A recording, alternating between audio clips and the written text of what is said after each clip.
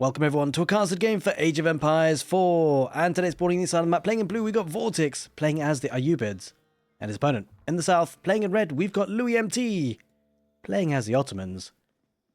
Welcome everyone to Frisian Marshes, as part of the egctv's the Elite Classic 2. Two incredibly strong players going up against each other, toe-to-toe, and scouts crossing paths. There's a lot of sheep on Frisian Marshes. It's such an interesting map, I gotta say. We saw a lot in the early stages of the esports scene for Age of Empires 4. And we're seeing it back again. I'm kind of excited because there's plenty of food, right? There's plenty of food on this map, plenty of sheep, which allows both civilizations to, play out kind of their strengths until the mid game.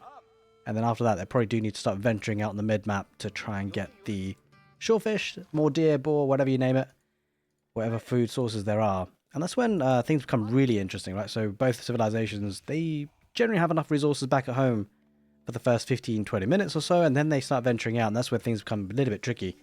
And both players will need to contest those areas to be had. Now, civilization-wise, Ottomans, ayyubids, we don't see this matchup all that often, especially on Frisian Marshes.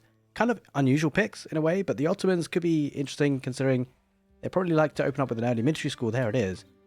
Probably look to try and harass with spearmen, which could actually get some value in terms of deterring the villagers away from gold, because on Frisian Marshes, you have your gold spawns really far forward at times, really exposed, and so the Ottomans are going to do a bit of harassment on that.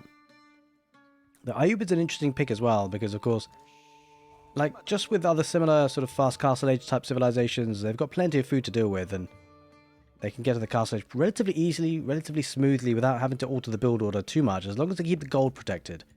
Maybe an outpost or two could be quite useful. But either way, the ayyubids can actually have some feudal age aggression, especially with the military wing going up with that on the House of Wisdom. That's exactly what's happening. I think we're seeing this a lot these days, very often. So yeah, getting the Desert Raiders will be coming out soon from the House of Wisdom. And in many ways, that actually helps deal with the spearmen. Like we've seen a couple of games with the ayyubids versus Mongols and how they do pretty well against the outpost rush. And spearmen actually relatively, not redundant, but it's hard to get too much value from them because the Desert Raider pop out and then they can switch to their archer attack, of course, and then take care of those very nicely. I hope you guys are doing well, having good morning, good afternoon, good evening, wherever you are in the world, and enjoying the casted content on the channel. Plenty more coming your way, of course. I'm hopefully going to be trying to do like daily videos these days, because we're casting live on Twitch these days, so yeah, do come and say hello if you want to, live. Good to see you there. I'll leave a link in the video description, and I think because of that, we've got loads of good content. I'm only going to probably post the best games from the Twitch streams, because of course, it's not always the case that every casted game has something interesting about it. But more often than not, they will do, especially with the Elite Classic. So, there we go. How's it going, Spad10? Hope you're doing well. There is a bit of harassment, of course, because it does take a bit of time to get that feudal age, but nothing too major. Vortix will just make sure it doesn't lose any villagers and continue to get the berries. Plenty of sheep, obviously, for both players, really. What's fascinating is that if the ayyubids do posture towards getting a castle age, which could be relatively greedy, it does have 4 villages on gold though, so maybe looking to do that. He will have some desert raiders to maybe buy some time, but maybe the Ottomans will look to be a bit more aggressive, and they're going to try and challenge that maybe with a couple of production buildings, maybe a stable for some Sipahi, we'll have to see. It's going to now go over to the woodline, having taken the stragglers. Now, whilst we are just waiting for the Ottomans to get to the feudal age as well, I would like to say a very big thank you to everyone supporting the channel, whether it be on Twitch or YouTube. You guys are absolute legends. Especially the YouTube channel members and the Twitch subscribers. Thank you so much. Helps me do the content a bit more carefree, of course, because obviously it's a very time consuming and do have to make it worth a while sometimes.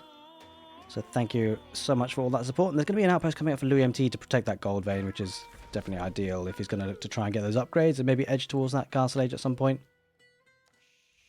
Now, interestingly enough, the ayyubids doing exactly the same. No real surprises, to be fair. That's kind of something that they need to do. Desert Raider getting the value now with the ranged attack. Does need to back away, though, because the spearmen do have good movement speed. And so he's going to just poke and prod, really, and just force that outpost down for the Ottomans. Looking to get a nice early wheelbarrow, LoueMT, to just scale that economy. And LoueMT just going to find out exactly what his opponent is up to. Now, bear in mind the villagers on gold, 4 of them. It does look like he's looking to go through a castle age. Go for the berries first so that you can take them up and then start to rely on sheep as the game progresses.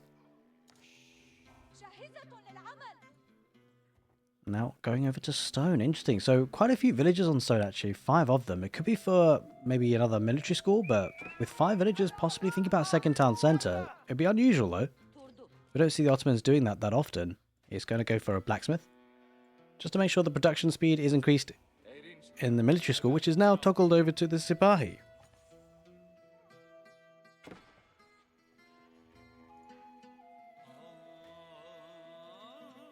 Did actually invest in arrow slits there, the ayyubids, just to make sure that he's not sort of completely pushed off a goal. Because often actually one outpost isn't always that enough. Sometimes you just, if they come from a different angle from here instead with ranged units, it can be tricky. But with arrow slits, it means that villagers don't have to garrison, and they can still actually continue to gather. So bear in mind, actually, maybe the Ottomans will look to get arrow slits as well. It's starting to push villagers away from stone, so possibly that was just for the military school, which is actually now being placed, the second one there. So we'll be looking to get some units out relatively soon. Pretty, the good thing about this map at times is that whilst it's sometimes a little bit aggressive in the early game, you do get games like this where actually both players being relatively passive. Like, it's been 6.5 minutes and nothing's really happened. Just trickled in a couple of units from the military school and a desert raider or 2 from the House of Wisdom. Behind that, looks like they're kind of macroing up, but the ayyubids have a really good fast castle timing. That's what's kind of scary playing as the Ottomans. The Ottomans are going to have a good standing army to help them get to the next stage at some point as well, so maybe it's going to look to be a bit more aggressive in the feudal age and do some damage. We have to see, because the castle age could be coming in pretty soon. In fact, he probably could click up now if you want to go for the culture wing, but instead he's going to go for growth most likely. Like, growth is, at this stage, really, really nice. It gives you an additional 8 villages, and there it is. That's exactly what's being chosen. It's a very typical build, actually, for the ayyubids. I think things have started to settle down in terms of what players want to achieve with this civilization. Obviously, in the early stages of the Sultan's Ascent DLC, players are still figuring things out, optimizing build orders, optimizing strategies, trying the different wings to see what it can offer. And I think, yeah, growth is becoming really popular. 8 villages is really significant. Going to be double stable, so camel lancers are likely to be on the field. They could do a decent job against the Sipahi. The interesting thing, though, opening up the double stable. I'm curious about this one because, you know, going up against the Ottomans, one thing to bear in mind, they do sometimes posture towards the Janissaries, or at least the threat of Janissaries can be very scary or very off-putting to go for cavalry from the enemies. It's not putting vortix off at all. Maybe possibly thinking about getting an archery range as well, because, you know, the counter for cavalry as being the Janissaries is so strong. You're going to have to find a counter to the Janissaries, so kind of having that kind of playthrough. But it does allow them to go for the mobility units, cavalry and archers behind that.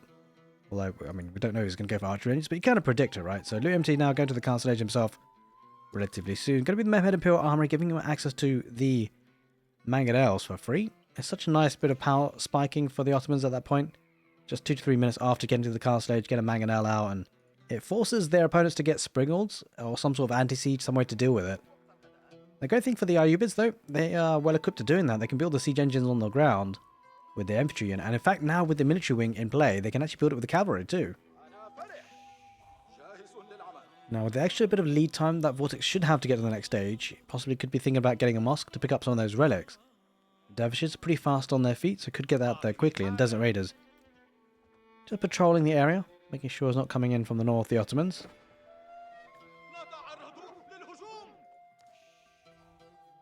There's a Mehmed Imperial Army building with 9 villages, so that will come up pretty soon. Getting iron undermesh from the blacksmith as well. Double archery range from the Ottomans. And I think I've got to say the army composition kind of a bit nicer for the ayyubids, primarily because, you know, the military schools are going to give him Sipahi, not really highly armored units. And so Sipahi versus camel lancers, you know, you got to prefer the camel lancers, right? Camel lancers get a good charge on, dish out some damage, and then take the fight even more. And that's why I actually think maybe in this way it's a little bit more tricky for the Ottomans to deal with this. Maybe they have to be a bit more passive, obviously behind in terms of the tech up timing, and also likely to be behind in terms of the type of army. Like, he can't be pressurizing with the spy as much anymore, especially if he's got camel lancers on his back. And there it is. I like the play. Whilst there are Janissaries being a threat for the Ottomans, it feels like the Ottomans are going to have to be a bit more passive and then maybe break out. But it doesn't necessarily hurt them to do that, because the Ottomans actually, they do have a crazy Imperial Age with the Great Bombard. Obviously, have to get there, and it's a way off for now. But it's something that we possibly could see. We've seen it time and time again. There's a mosque for the Ottomans. Looking to get some of those relics out onto the map and back in home. Get some of that gold income, hopefully, for him. He's actually going out to the mid-map to get the berries at this point, just to make sure the sheep last a bit extra longer. And I don't hate it, right? He knows he's got a good number of units on the field, so he's got units forward as well, Vortix. So he's quite happy to say, look, you know, if you do try and raid me, that's going to leave you vulnerable at home, and then I can counter-raid. Villagers garrison inside the outpost. No arrow slits, so we'll take some damage on the retreat. We'll lose a scout. Nice pick off there, because, of course, you're never really going to do sort of critical damage against camel lancers, but to take the scout is pretty big. He's going to be lacking that vision. It does have a triple miniature school at this point.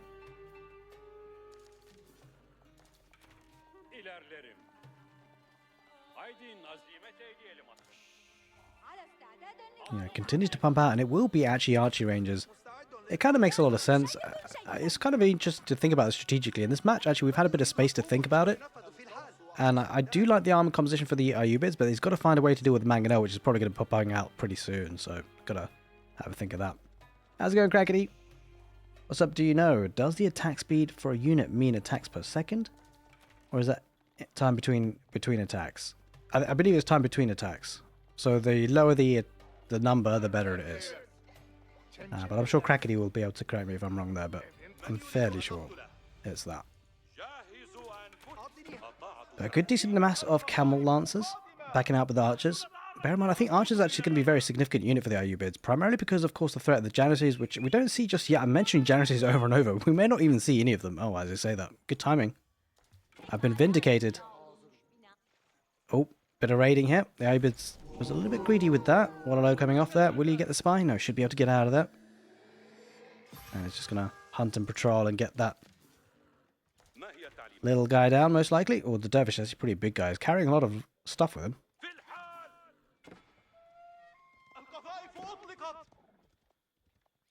Camel Lancers chasing a decent number of Sipahi away. Now, in terms of movement speed, I'm not sure if the Camel Lancers necessarily catch up, but they could have that on the charge. If they can charge on it, it can be helpful. Yeah, 1.88 for the Sipahi, so or 1.75 rather for Sipahi. 1.94. Actually, the Camel Lancers are pretty fast. I don't know if that one was charging. Yeah, it was charging actually. So Sipahi should be able to ride on out. That's the scout. 1.75. 1.62. Surprisingly, it feels like they're keeping up, which is kind of unusual. Spy should be a little bit faster, at least according to the tooltip. Relic being brought home now for the ayyubids. Has 2 in play already, getting the 3rd, and they're really benefiting from that early tech up. Getting some barracks as well, maybe some man-at-arms, or gulam I should say, really, for the ayyubids. I mean, maybe spearmen. It's kind of an interesting choice. I was kind of expecting just an army composition of camel lancers and archers. I thought it could do well. But I think possibly you might have to pull away from the camel lancers because the janissaries just ripped through them so badly. And so it's going to have to be careful with them, right? Can't really push with camel lancers in that regard. Janissaries going to be nice to defend with for the Ottomans. And I think as time goes on, whilst the ayyubids do have a bit of a villager lead, courtesy of the growth wing, the growth tech up for the castle age, it does pose a problem seeing the Ottomans head on in because they're getting free units. So whilst the ayyubids do have a stronger economy, which, to be fair, is pretty strong, 8 villages extra is not bad at all. And bear in mind, he's getting shorefish, so per villager, it's gathering a lot of resources. In fact, let's take a look. Yeah, look at that, almost double the amount of food coming in. That's nothing to be scoffed at for sure. Gonna add in another siege workshop. This is interesting, I like it. We don't often see this actually, because, you know, the Ottomans, there's a temptation just to rely on the Mehmed Imperial Armory, but after all, it does take a while for these to come in, so it's a nice addition, especially if he's thinking about getting springolds. And so it's kind of an interesting thing to think about the Ottomans. They do tend to force like an early transition into siege, just purely by the fact they get Mangadel for free. And so it does force the ayyubids into anti-siege, or potentially siege of his own. It's going to go for Manjanik and try and match like for like. It's curious though, right? Because considering the Ottomans get them for free, you expect the ayyubids to maybe think about getting springolds to counter it. Instead, he's actually going to pay full price of those Manjanik and try and compete with that. I think the real concern is whether there's a mass movement into Sipahi. Actually, in fact, it's going to be man-at-arms. I quite like this play. We do see Ottomans playing mid to late game man-at-arms really well.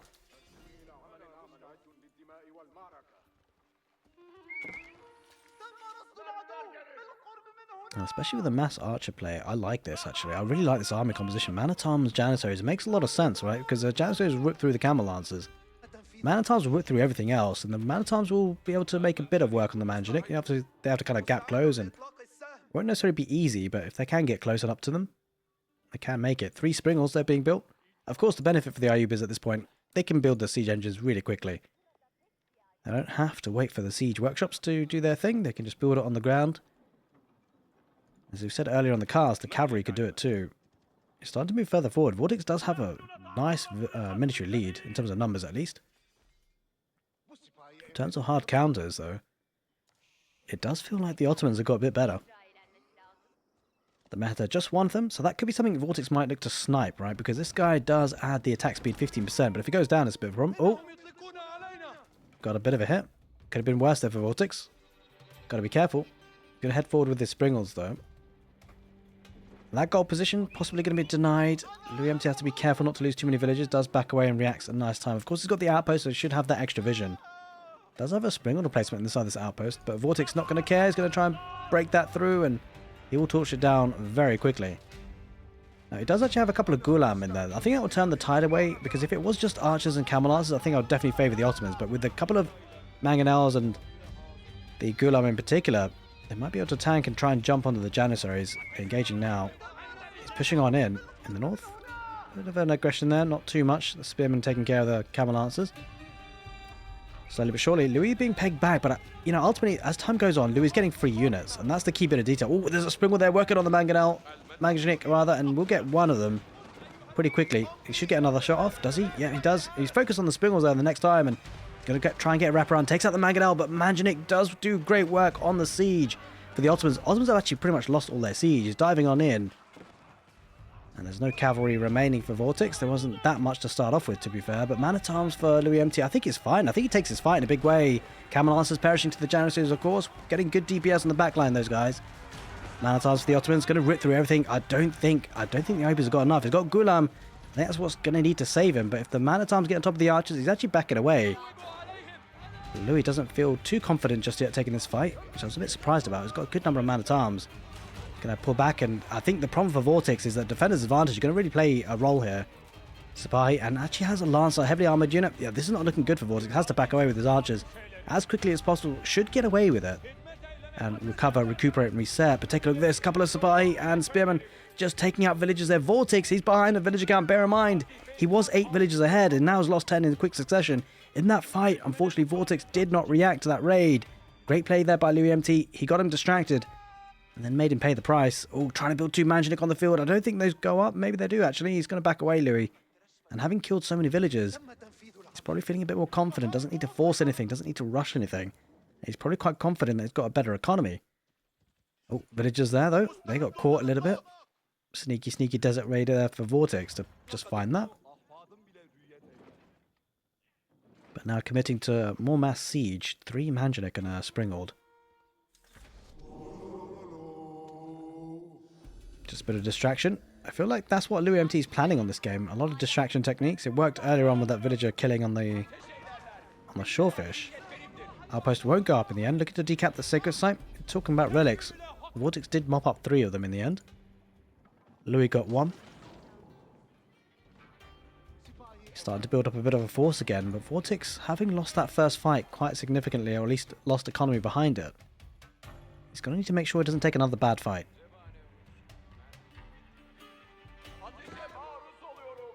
But I love this play, by the way. LoueMT just always keeping a couple of units. We talked about in the mid-game how 20 minutes in, you're going to start need to go into the mid-map and get the bucket economies, the berries, the shorefish, the deer camp, as much as possible.